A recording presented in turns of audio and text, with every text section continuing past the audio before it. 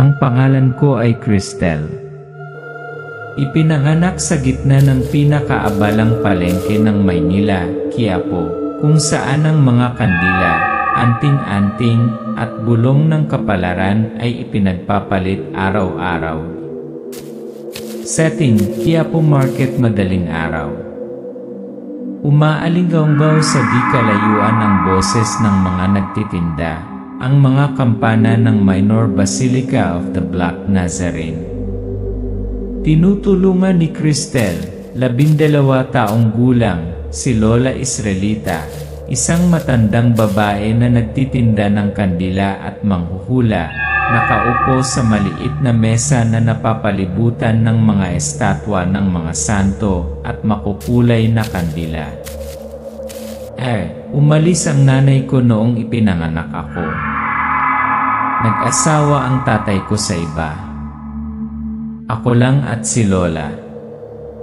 Isang matandang babae na nakasuot ng itim, natatakpan ng belo ang mukha, dumaan sa stall, huminto, tinitigan si Cristel ng ilang segundo pagkatapos ay tumalikod ng walang sabi-sabi. Kinikilig si Cristel. Lola just whispered, "Huwag kang titingin sa mga mata ng mga ganon." Nang gabing iyon, sa masikip na silid, nagtanong si Cristel. "Lola, gusto kong maging katulad ni Lola sa hinaharap. Tumulong sa mga tao, sa baraha, sa kandila." Lola was silent, then turned to, "Hindi ganyan kadali, apo. Lahat ng kapalit may kabayaran." Ngunit pagkatapos ay sinabi niya kay Cristel na bilhan siya ng 12 itim na kandila kinaumagahan. Nang gabing iyon, nagising si Cristel sa tunog ng pag-ungol. Ang itim na kandila ay kumikislap sa sulok ng silid. Hinihimas-himas ni Lola ang kanyang tiyan, umiiyak at bumubulong sa kakaibang wika. Lumapit ang batang babae at nagbago ang mga mata ni Lola na parang hindi na siya ang kanyang lola. Ang kaliwang kamay niya ay mahigpit na nakahawak sa itim na kandila na tumutulo sa kanyang tiyan. Napaatras si Cristel, nagpanik. Nang lumingon siya, ang anino ng babaeng nakaitim na nakatayo sa tabi ng bintana, walang mukha, isang madilim na kawalan. Kinabukasan, nagtitinda si Lola gaya ng nakagawian, ngunit nanatiling nakatingin sa paligid na parang may binabantayan. Nang subukan ni Cristel na kunin ang isang itim na kandila mula sa tambak ng mga paninda para sindihan ito, inalis ni Lola ang kanyang kamay at sinabing, "Huwag kang hahawak niyan, Cristel. Hindi mo pa alam kung sino ang makakasalo ng apoy niyan." Isang estranghero ang muling dumating sa stall. Iyon ang babaeng nakaitim kagabi, ngunit ngayon ay parang ordinaryong tao na. Bumili siya ng 3 itim na kandila. Ngunit sa pag-alis niya, sumulyap ang mga mata niya kay Cristel at mumiti siya, walang buhay na ngiti. Noong gabing iyon, nagsimulang magkaroon ng matinding sakit si Lola. Nag-aalala si Cristel, ngunit hindi alam ang gagawin. Kinagat niya ang kanyang mga ngipin, pinawisan siya ng malamig at bumulong. May dumapo na hindi na ito ordinaryong sakit, may humawak na sa tiyan ko. Kumikislap ang mga ilaw. Ang mga kandila ay nasunog ng mag-isa. Tumakbo si Cristel palabas para humingi ng tulong sa mga kapitbahay. Ngunit nang lumingon siya pabalik sa bahay, nakita niya ang isang kakaibang matandang babae na nakaupo sa kama, sa tabi ni Lola, ngunit walang ibang nakakita sa kanya. Hindi ko alam, ito ay simula pa lamang ng isang serye ng mga bangungot na tumagal ng 2 henerasyon. Isang kaibigan nagngangalang Kellen. Akala ko noon may mga sakit na dumarating at nawawala. Pero ang sakit ni Lola lumalalim araw-araw. Gabi-gabi mas nakakatakot. Kakaibang sintomas, amoy ng kamatayan, bahay. Oras, 1 linggo pagkatapos ng unang gabi ay nagkasakit si Lola.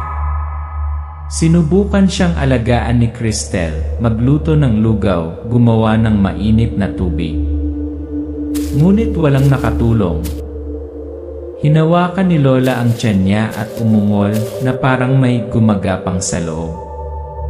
Sa loob ng silid ay umaalingasaw sa kanya ang mabahong amoy na parang bulok na laman kahit araw-araw siyang naliligo at naglalaba. Isang gabi, nagising si Cristel na amoy ang kandilang nasusunog at naagnas, pumunta sa kusina.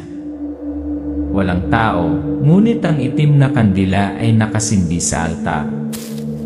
Meet Mang Delphine, tawas ritual. Kinaumagahan, sa payo ng isang kapitbahay, pinuntahan ni Cristel si Mang Delphine, isang albularyo na nakatira sa tondo. Isa siyang pandak na lalaki na may pilak na buhok, paos ang boses na parang galing sa ibang mundo. Hindi ito sakit ng laman. Ito ay kagat ng kulam di. Sinimulan ni Mang Delphine ang ritual ng tawas. Sinindihan ang puting kandila, tumutulo ang wax sa mangkok ng tubig. Sa maulap na usok, isang malabong hugis ang lumitaw. Napabuntong hininga si Cristel nang makita niya ang isang pamilyar na mukha ng babae, malalim na mga mata, mahigpit na nakabusangot ang bibig, pilak na buhok na nakatakip sa kanyang mga balikat. Siya ang mambabarang. At hindi ito huling bisita niya. Cristel asked, bakit si Lola? Ano nang kasalanan niya? Natahimik si Lola pagkaraan ng ilang sandali. Nagsalita siya, malayo ang kanyang mga mata na parang nagbabalik tanaw sa mga nakaraang pagkakamali. Maraming taon na ang nakalilipas, isang dalaga ang dumating upang sabihin ang kanyang kapalaran. Gusto niya ng anak. From the Baraha, Lola Reed, hindi ka na magkakaanak. Umiyak ang dalaga at tahimik na umalis. Pagkatapos ay nagpakamatay siya. Hindi nakaimik si Cristel. Hindi mo sinadya, Lola. Hindi mo alam. Pero apo minsan, kahit hindi mo balak may bigat ang salita ng manghuhula. Noong gabing iyon, nang parehong natutulog ang Lola at apo. Umalingaw mula sa labas ang tunog ng mga kuko sa dingding na gawa sa kahoy. Binuksan ni Cristel ang kanyang mga mata at nakita niya ang figura ng isang mahabang buhok na babae na nakasandal sa bintana, tila sinisinghot ang amoy mula sa loob ng silid. Napasigaw ang batang babae at tumakbo para gisingin si Lola. Ngunit nang lumingon siya wala. Kinaumagahan, bumalik si Mang Delphine upang siyasatin ang bahay. Nakakita siya ng bilog ng mga natunaw na marka ng kandila sa paligid ng kama, parang black magic seal. Hindi siya titigil hanggang sa maputol ang dugo. At ikaw, Cristel, ikaw ang susunod. Umupo si Cristel sa tabi niya, puno ng galit at pagkalito ang mga mata niya. Lola, kung alam mong may magpapakamatay, bakit mo pa sinabi? Sabi lang ni Lola, ang baraha ay salamin ng kapalaran. Pero hindi ko gumuguhit ng tadhana. Ako lang ang nagbabasa. Ang huling eksena ng bahaging ito, nakatitig si Cristel sa deck ng mga baraha, nanginginig ang kanyang mga kamay sa takot. Siya ay random na gumuhit ng isang card. Ang card na lumitaw, ang Thor, isang simbolo ng pagbagsak, sorpresa, hindi maiiwasang sakuna. Hindi palaging mali ang propesya. Ngunit kung minsan, ito ay isang kutsilyo na pumapatay sa parehong receiver at nagsasalita. Akala ko kapag lumipat ako, hihinto ang lahat. Umalis ako sa Quiapo. Magiging ina na ako. Nabuhay ako ngunit hindi ako binitawan ng dilim. Scene 1, pagbubukas niya malabon, bagong buhay, di brave. Lumipat si Cristel at ang kanyang asawa sa San Agustin, Malabon, nakatira sa isang lumang bahay na minana sa pamilya ng kanyang asawa. Nagtrabaho ang kanyang asawa sa Pasig, si Cristel ay nag-isa sa bahay buong araw, 6 na buwang buntis. Madalas siyang nakaupo sa balkonahe, pagod sa init at kalungkutan. Isang araw, isang babaeng nasa katanghaliang gulang ang dumating para kausapin siya. Tawagin mo na lang akong Ate Nena. Kami yung bagong lipat sa dulo ng kalsada. Katabi niya ang isang bata na nagngangalang Paeng, mga 6 na taong gulang. Manipis, malalaking mata, ngunit walang laman, tulad ng isang taong walang kaluluwa. Lumalaking unrestriction, Paeng's eyes. Madalas kausapin ni Cristel si Ate Nena, ibinabahagi ang tungkol sa pagiging ina, pagbubuntis, mga alalahanin. Ngunit hindi umimik si Paeng, nakatayo lang sa tabi ng kanyang ina, pinapanood si Cristel masyadong masinsinan, masyadong mahaba, masyadong kakaiba. Isang gabi, nakita ni Cristel ang anino ng isang bata na nakaupo sa harap ng kanyang pintuan sa kalagitnaan ng gabi. Hindi gumagalaw. Hindi kumukura. Paeng. Walang sagot. Nakatingin pa rin. She told her husband, but he just smiled, baka antokin lang. Bata lang yan. Ngunit nakita ni Cristel ang hitsura ni Paeng bilang mga mata mula sa nakaraan. Ilri tunog ay roof, ilray tingnan. Isang maulan na gabi, nagising si Cristel sa tunog ng mabibigat na yabag sa bubong ng lata. Ginising niya ang kanyang asawa. Umakyat siya sa hagdan para tingnan. May nakita akong anino. Akala ko tao pero nang lumapit ako, bigla siyang nagbago ng anyo.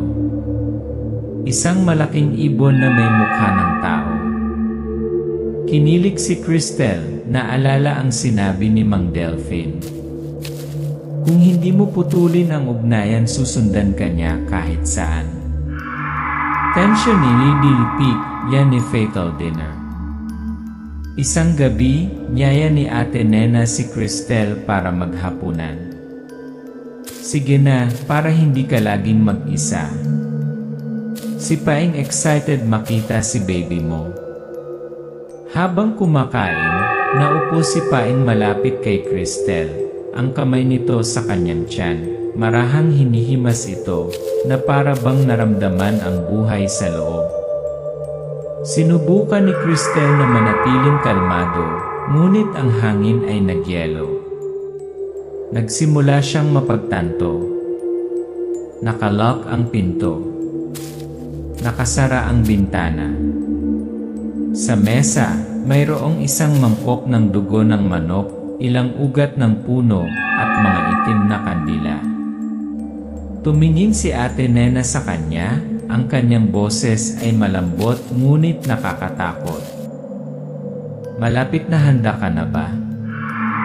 Lumaban, survival para dalawang buhay. Tumayo si Cristel. Nagkunwari siyang pumunta sa banyo, pumunta sa kusina at sumalok ng asin sa kanyang bulsa. May nakita siyang kutsilyo at gunting sa kusina, kaya nagtago siya ng maliit na kutsilyo sa palda niya.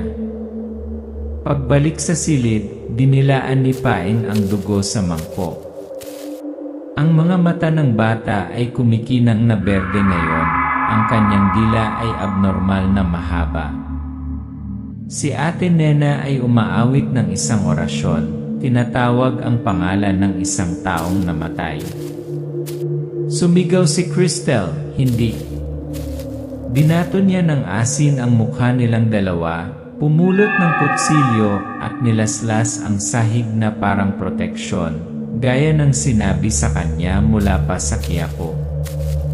Tumili si Paing na parang hayop, humahaba ang mga kuko. Tili ng demonyo si Ate Nena. Sinira ni Cristel ang salamin na pinto gamit ang isang upuan, nagmamadaling lumabas sa ulan.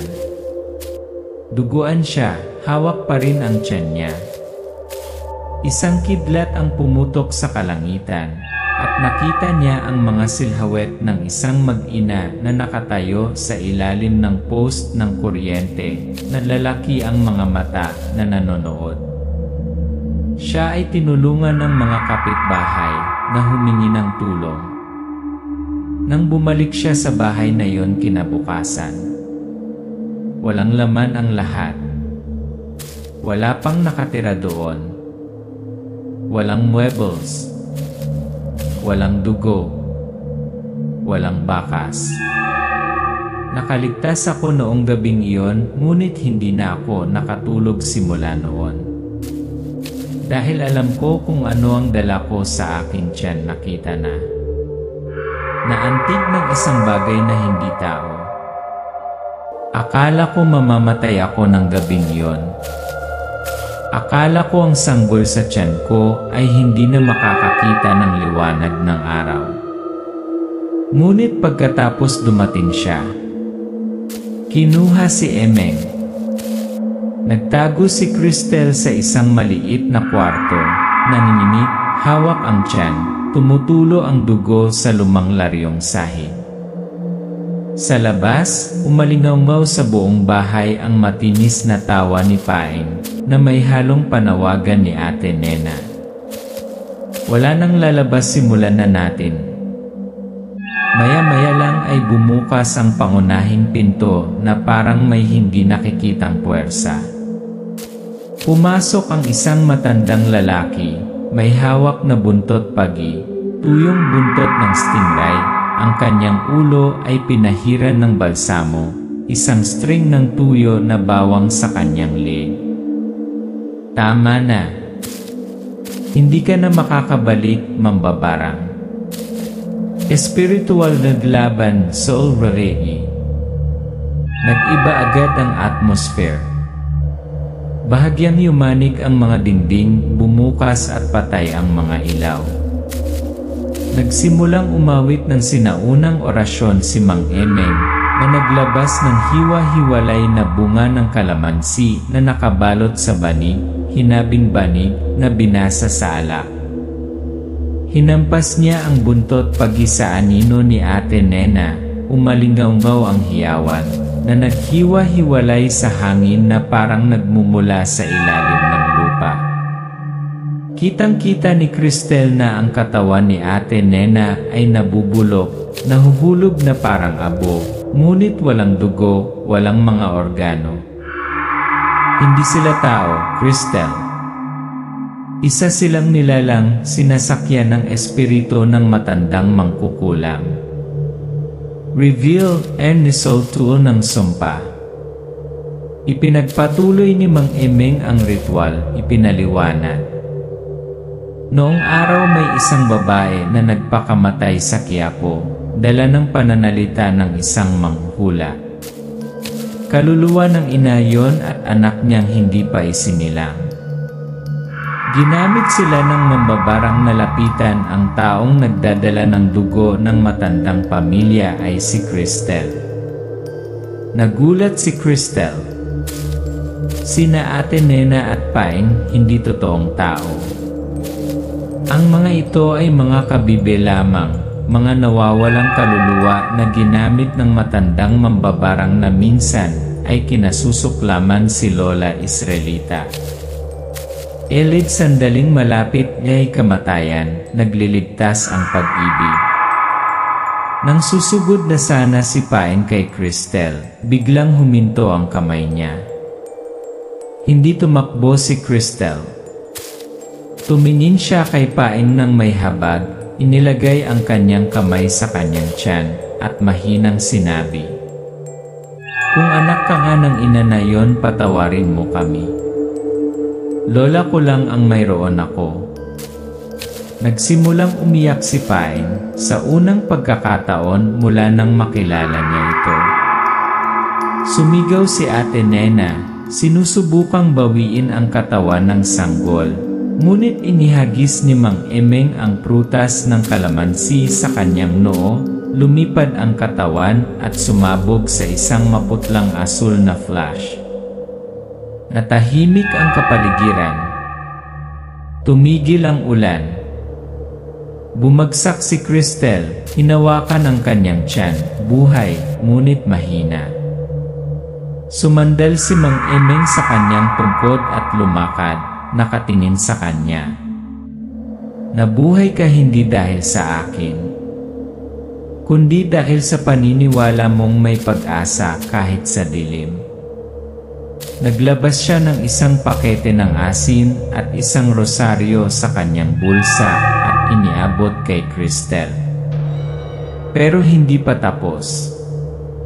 Hindi pa siya talo. Nakabawi lang tayo ng isang gabi. Nakaligtas ako. Pero ang bagay sa Quiapo hindi nawala. Umuurong lang ito para maghintay sa pinakamahinang sandali. At kapag dumating iyon, kailangan kong maging handa. Pagkatapos ng lahat ng nangyari, buhay pa ako. At higit pa doon, ako ay isang inay. Bagong buhay, lumang pangalan. Nakahiga si Cristel sa hospital bed, tumutulo pa rin ang pawis, mahigpit na hawak ng mga braso ang namumulang bagong silang na sanggol. Tanong ng nurse, "Nakapili ka na ba ng pangalan?" Bulong ni Cristel, "Salvadora." Isang sinaunang pangalan, isang protective mantra na ibinubulong noon ni Lola kapag nagpapahid ng langis sa kanyang tiyan tuwing gabi. Ang pangalang iyon ay parang koneksyon. Parang yin at yang thread sa pagitan ko, ang sanggol at ang namatay. Babala ng exhaustor. Umupo si Cristel sa isang kahoy na upuan sa hallway. Si Mang Emeng ay nakatayo sa tabi niya, malayo ang mga mata. Inilagay niya ang kanyang kamay sa kanyang balikat at mahinang sinabi, "Tandaan mo, Cristel, ang aswang hindi mo sila kayang patayin. Pwede mo lang silang itaboy. Pero pag humina ka, pag napuno ka ng galit, lungkot, babalik sila." Umihip ang hangin, dala ang pamilyar na amoy ng essential oils na ginagamit ng kanyang tiyahin. Bumalik si Quiapo, nagsasara Venelo. Mabilis na lumilipas ang oras ng ilang buwan. Bumalik si Cristel sa Quiapo, mas mahaba ang buhok, kalmado ang mga mata, ngunit hindi na inosente. Naglalakad siya sa palengke, papunta mismo sa lumang stall ni Lola Israelita. Ngayon ay isang maliit na altar sa ilalim ng isang lumang pilak na tolda. Inilagay niya ito doon. Isang puting kandila.